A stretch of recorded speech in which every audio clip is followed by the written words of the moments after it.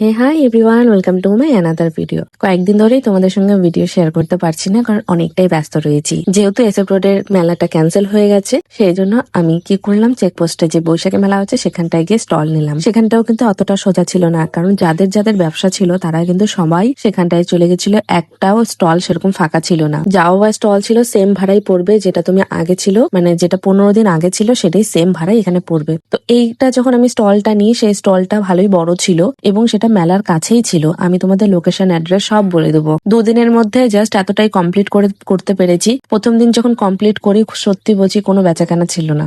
Next day যখন আমরা stall দিই তখন ভালোই বেচাকেনা হয়েছে ভগবানের আশীর্বাদে।